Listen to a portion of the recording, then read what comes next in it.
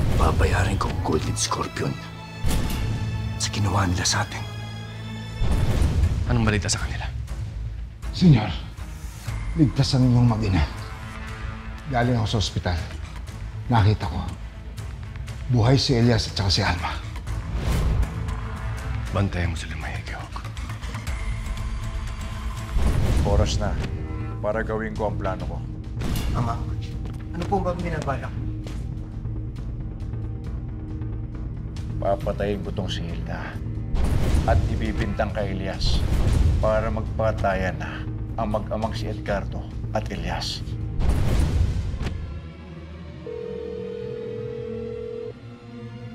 Oh, Florida. Kumusta dyan? O bakit? Sumugod dito si Black Rider. Pinagpapatay silang lahat. Nasa panganib kami ngayon ni Mami Hilda.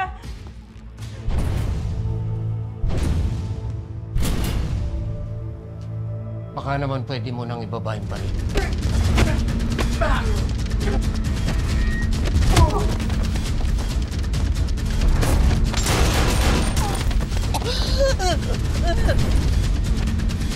Elias!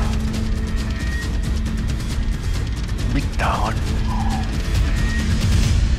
ang asawa ko.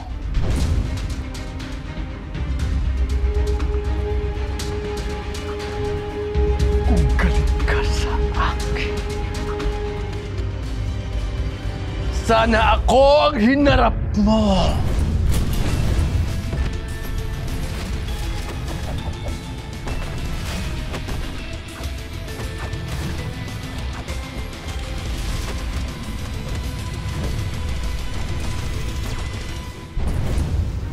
Edgardo, makinig ka sa akin, ha?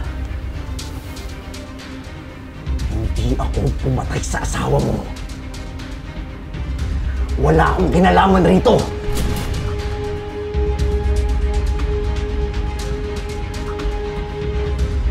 Gumaganti ka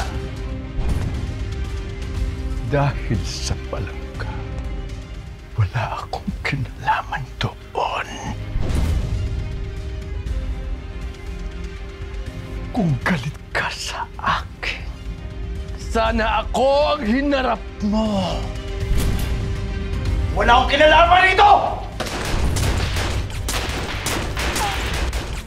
Liliputan mo ka na kita!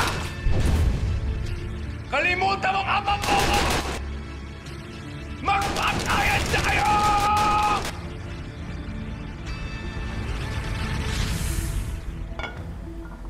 Di pa rin ako makapaniwalang wala na si Calvin. Di sana kung dumating tayo agad at naka-rest back, hindi mangyayari sa kanya to eh. Hindi sana mangyayari to kung hindi niya hinamon ng duelo sa Elias. Kung hinintay na lang muna niya si Senyor na magdesisyon kung sino ang pipiliin niya maging leader ng Golden Scorpion sa kanilang dalawa. Total, wala pa rin namang alam si Senyor. Sa mata niya, anak niya pa rin si Calvin. Sinasabi mo, Uno? Anong hindi pa nalalaman ni Senyor? Sa tropa natin, ako lang nakakaalam nito. Nangako ko noon kay Calvin na hindi ko sasabihin to sa iba. Pero wala na naman siya. Huwag mo na lang sasabihin sa iba. Hindi totoo ang anak ni Senyor si Calvin. Walang kaalam-alam si Senyor na nagpa-DNA test si Calvin. Hindi nag-match ang DNA nila.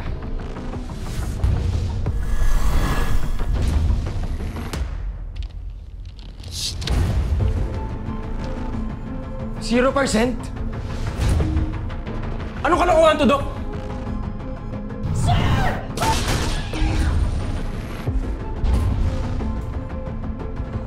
Hindi dapat makita to ng kahit na sino.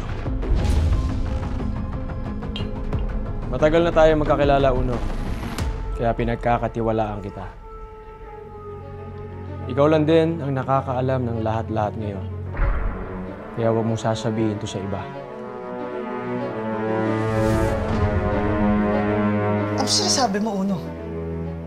Na hindi totoong anak ni Senyor si Calvin?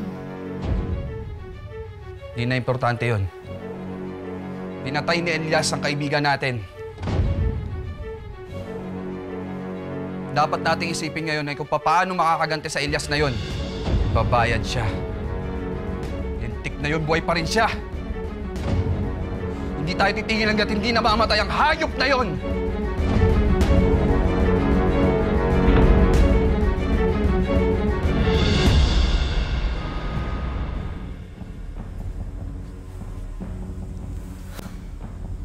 Kung sino man yung nag-set up sa'yo, Elias, isa lang yung pakay nun. Pag-awayin kayo mag-ama. At nagtagumpay siya.